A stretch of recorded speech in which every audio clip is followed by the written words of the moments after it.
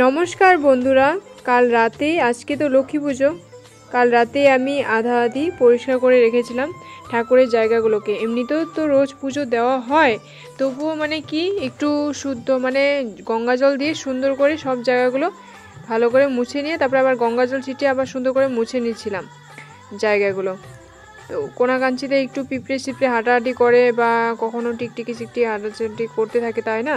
তো কাপড়গুলো চেঞ্জ করে দিয়েছি, সুন্দর করে দিয়েছি। কাপড়গুলো চেঞ্জ করে দিলাম, নতুন কাপড় বের করে দিলাম ঠাকুরকে। আর আমাদের মা লক্ষ্মীকে লাল কাপড় দিয়ে সুন্দর করে জায়গাটাকে সুন্দর করে সাজিয়ে রাখলাম। আমি কিন্তু স্নান করে তারপরে এগুলো গোছাগুছি করেছি। আর এইখানে দেখো জোগাড়পাতি আমার এখানে বেলপাতা ফুল টুল বাকি আনা হয়ে গেছে। আর এখানে ওর বাবাকে বললাম যে এই জিনিসগুলো তুমি এনে দাও।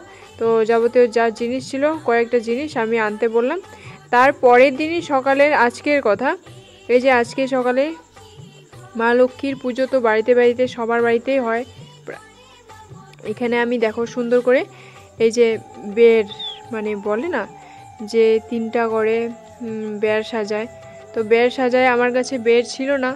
আমি ভাবলাম যে এটা কিভাবে সম্ভব, এখন তো এইভাবে চলবে না, এটা তো দিতে হবে।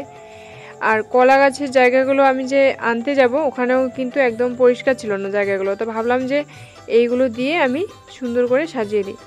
তারপরে আমি পিতলের ঘটগুলো নতুন নতুন এইসব সবই নতুন আছে, ইউজ করা নয় এইগুলো।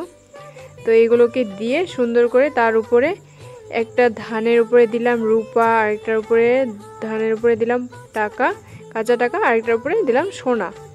3টা সুন্দর করে দিয়ে সাজিয়ে নিয়েছি। উপরে একটা গামছা বা কিছু একটা কাপড় দিয়েছি। আর এদিকে একটা নৈবেদ্য সাজিয়ে নিয়েছি। 5টা কলা দিয়ে সুন্দর করে এখানে ভোগ চাল দিয়ে একটু নকুলদানা দিয়ে এখানে একটা নৈবেদ্য সাজালাম। তারপরে দেখো এখানে ধূপকাঠি নিয়েছি আর ফুল আলাদা করে সুন্দর করে রেখে দিয়েছি, ফল 5 ফল রেখে দিয়েছি। আর ফলটা বেশি একটা কাটবো না, কারণ ফল বেশি কেটে রাখলে নষ্ট হয়ে যায়, আর কাটা ফল বেশিক্ষণ রাখলে ভালোও লাগে না খেতে। তার জন্য এখন ঠাকুর খাওয়ার পরে তো লোককে দিতে হবে, তাই না? তো লোককে দিলে তখন ওরা কি বলবে, মানে খেতে চাইবে না বা ভালো লাগবে না, দাগ হয়ে যায়। এদিকে আমি প্রদীপটা সুন্দর করে সাজিয়ে নিচ্ছিলাম।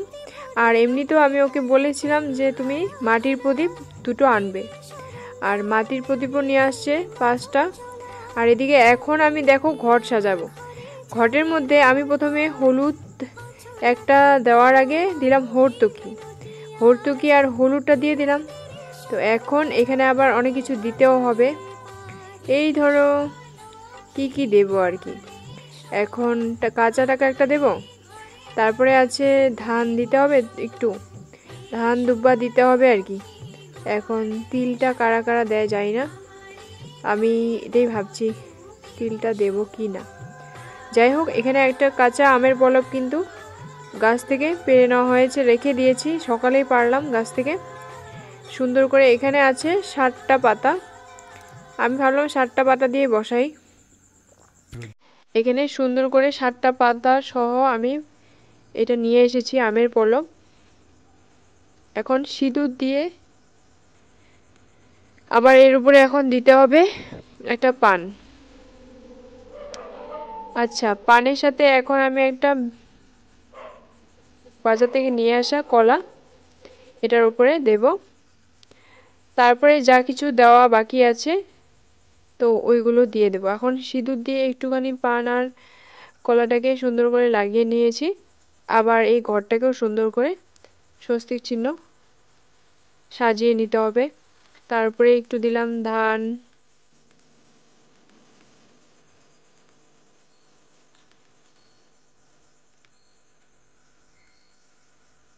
আমাদের এমনি বাকি জিনিসপত্র মোটামুটি আনা হয়ে গেছে, কিন্তু ব্রাহ্মণ দিয়ে পূজা করা হয়নি আর কি। তো আমি ভাবলাম যে আমি করব একটা ভক্তি, মনের ভিতরে ভক্তি আনার পরে দিয়ে তারপরে পূজাটা করব আর কি, মনে ইচ্ছা। আর ওকে বলেছিলাম একটা পদ্মফুল নিয়ে আসবা এবার, কেননা পদ্মফুল খুবই পছন্দ, তাই না? মা লক্ষ্মী পদ্মফুল খুব ভালোবাসে।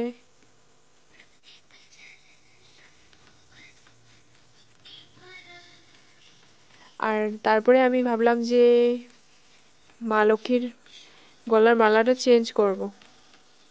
গলার মালাটা চেঞ্জ করে দিয়েছি। তারপরে আছে ধানের শিরাটা দিয়ে দেব, সুন্দর করে লাগিয়ে এক সাইডে করে মা লক্ষ্মীর পাশে কিন্তু গুজে দিলাম। তারপরে এদিকে আছে কি বলতো, একটা প্রবলেম আছে কি, আমার কাছে জল সংকটটা নেই। জল সংকটটা দেখি কখনো বা মেলায় গেলে বা কোনো জায়গায় গেলে নিয়ে আসতে হবে। আমি এখন আবার আজকে আমার এদিকে পুজো করে আবার আছে কি বলতো, এই যে নাড়ু টাড়ু বানাতে হবে, খই টই এগুলো মানে পাক দিতে হবে আর কি। আমি ভাবলাম আগে এগুলো রেডি করে নিয়ে ঠাকুরের কাছে তারপরে ওদিকে যাব। মালাটাকে চেঞ্জ করে দিয়ে তারপরে এখন দুয়ারে আমাদের মানে এই যে চৌকাঠগুলো এগুলো সিমেন্টের, তো তার জন্য এখানে কিন্তু এই গাজালগুলো তারপিন মানে তার কাটাগুলো ওইগুলো কিন্তু এখানে গাড়া হয়নি। এখানে এইভাবে আমি বর্তমান লাগালাম, তারপরে দেখা যাবে।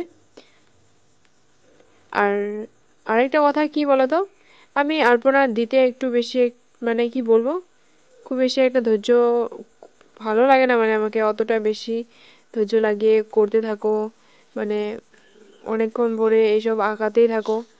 আর ধরো একা সব কিছু এদিকে ওইদিকে আবার করতে হবে, ওইসব ঠাকুরের জন্য একটু রান্না করতে হবে, তাই তো। তো ভাবলাম যে বাচ্চাটা আছে বাড়িতে, ওকেও খিদা লাগবে, অনেকক্ষণ হয়ে গেলে কি করবে, একা একা তো কিছু পারবে না করতে। আমি ভাবলাম যে পটাপট করে যতটুকু পারা যায় অতটুকু করে আলপনা দিয়ে দিলাম। এমনি তো আলপনা একটা বেশি আমার মানে আমি যেভাবে পারি উল্টা পুল্টা করেও এভাবে করে দিই আর কি। খুব বেশি একটা আমি ইন্টারেস্ট দেই না এই আলপনার মধ্যে দিয়ে। চলো বন্ধুরা, আজকে আমি খুব বেশি একটা রেডি সেডি আমি হয়ে পুজোতে বসিনি, মুখের মধ্যে কিছুই লাগাইনি।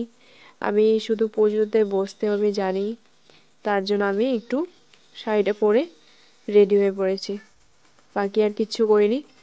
চুলটাও ছিল ভেজা। এখন আমার মাথায় আছে ঠাকুরকে পুজো করে সুন্দর করে একটা মনে ভক্তি নিয়ে তারপরে আমি এখান থেকে উঠব। তো বন্ধুরা, আমি কিন্তু পাঁচালিটা সুন্দর করে পরে নিয়েছিলাম, আর পাঁচালি পরার পরে আমার পুজো শেষ করলাম। তো চলো বন্ধুরা, ভিডিওটি কেমন লাগলো অবশ্যই জানিও। টাটা।